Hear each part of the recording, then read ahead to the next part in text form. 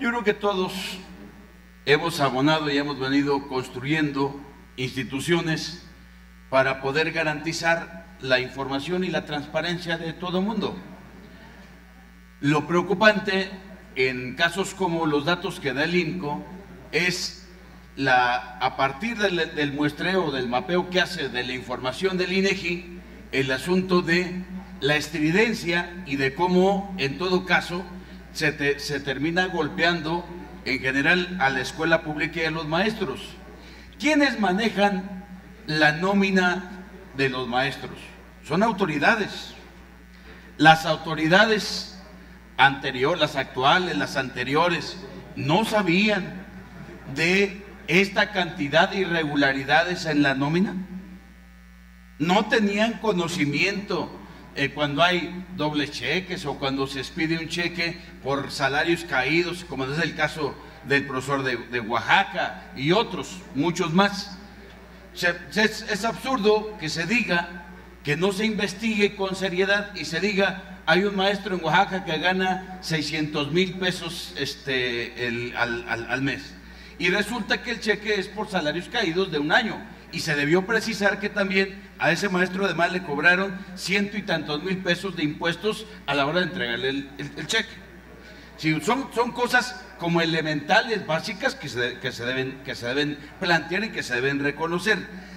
Todos queremos que se transparente y se acabe con las irregularidades en la nómina. Y por eso se ha aprobado, ya el INEGI hizo todo un estudio, un censo que levantó, y nos debería preocupar. ¿Cuántas escuelas hay sin baños? ¿Cuántas escuelas hay sin agua? ¿Cuántas escuelas no tienen la infraestructura mínima básica? ¿Cuántas escuelas no tienen el equipo elemental indispensable para funcionar? Bueno, y ahí, ¿dónde está la autoridad? ¿Dónde está la responsabilidad de la autoridad en la política pública para poder atender la infraestructura educativa? Y porque algo que es preocupante, compañeras y compañeros, hay un tufo, hay un sesgo y hay una intencionalidad. La intencionalidad de debilitar, de desprestigiar lo público. Sin lo que hoy tenemos, sin escuelas, sin el sistema educativo nacional y la escuela pública como tal, en básica, en media superior, en superior, este país simplemente no se explica. No podríamos explicar este país sin reconocer el avance que se tiene y el crecimiento de la escuela pública, universidades, preparatorias, bachilleratos, educación secundaria, educación primaria, educación preescolar. No podríamos explicarnos el país que hoy tenemos. ¿Tiene fallas? ¿Tiene errores? Sí, indiscutiblemente que las tiene. ¿Dónde está el Sistema Nacional de Formación y Actualización? Para que los maestros puedan permanentemente estarse actualizando. ¿Sabe cuánto tiene destinado cada maestro para la actualización? 300 pesos al año. Con 300 pesos se va a poder actualizar al Magisterio Nacional para que pueda responder de manera adecuada. No. ¿Cuánto dinero tiene para actualizar a los maestros de educación media superior? 0 pesos. No hay un solo centavo destinado a eso. ¿Cómo se va a corregir? ¿Cómo se va a enfrentar el problema?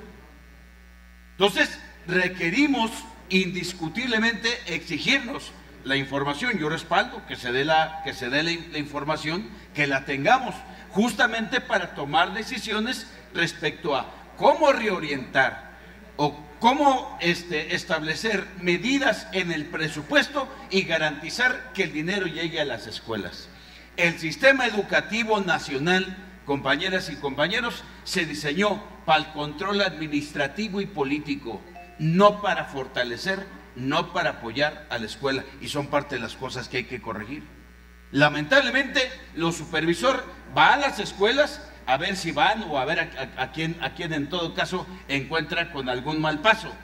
pero no para superar las deficiencias que tiene cada escuela, no para apoyar a los maestros o maestras a que generen mejores condiciones para el proceso de enseñanza-aprendizaje, sino para ver en todo caso cómo le pagan el favor a la falta que localiza, cómo le pagan los maestros la falta administrativa que localizó en su recorrido.